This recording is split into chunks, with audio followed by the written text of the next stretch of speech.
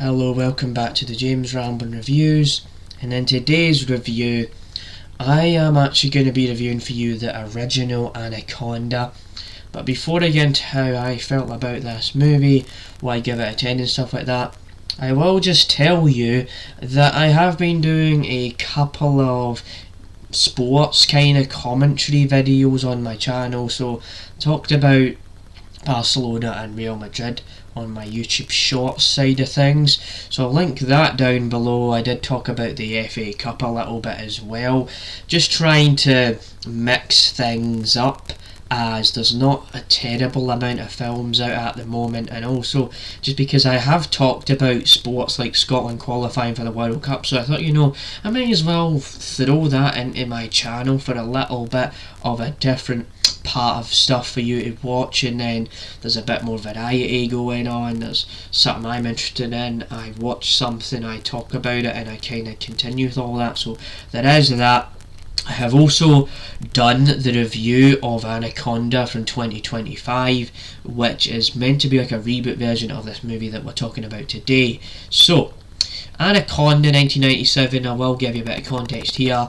I don't think I've seen this movie that many times, or I think this might be the first time I've actually seen the movie in full pretty much. So, what I will say is that if you don't know what this movie is about, it is about the Anaconda snake, where you've got Jennifer Lopez, you've got Ice Cube, you've got a lot of different actors like Owen Wilson and stuff in this movie, and pretty much what it is about is that you've got all of these people, they go to the Brazilian Amazon forest trying to kind of film the anaconda, trying to get an insight on what this anaconda is all about. People go at this movie and point to this movie, people disappear, they go away and stuff, and there's only like a couple of survivors towards the end of the film, and that's kind of the whole point of the movie, is to show you that no matter how ambitious these people are, there's always going to be that anaconda that will take the advantage, and it will actually start to kill some of these characters off. And so there definitely is all of that. And I will say, to start off with, I did enjoy this movie, but I won't say this was a really good movie or anything. It's just one of these kind of films.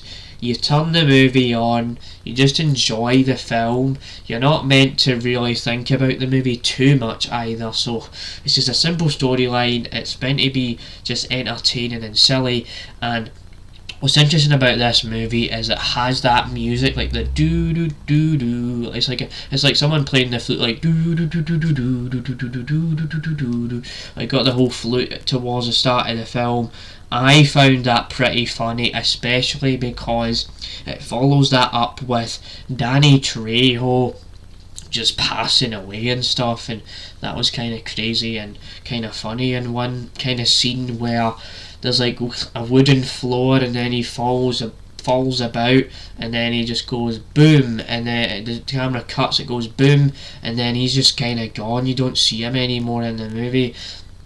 And it is cheesy because you've got like Ice Cube playing his music on the boat, and then you've got the moments with Jennifer Lopez and the other character, I think his name is John Voight, I think he was in the Mission Impossible franchise, and they're trying to have like a love dynamic, but it's just cheesy. And there's certain points where John Voight was technically like a bad guy because he was going crazy and stuff, and they're trying to kill the anaconda and things like that. So I did enjoy the movie. I will say Ice Cube is probably my favourite part of the film because he was funny, he was likeable in the movie. Jennifer Lopez was kind of attractive in this movie back since it was in the 90s, she was a bit younger. But she's not like the greatest part of the movie either. She's enjoyable to watch just to see her just be cheesy in the mix with all these other characters, but she's not really the greatest part of the movie, if you know what I mean. And if we're talking about this movie, yeah, it is just made to be silly, made to be dumb, made to be stupid, and that's kind of how I knew that going in, with how I already seen a version of Anaconda before. So honestly, probably gonna give this one a solid 7. I'd say about a 7 out of 10.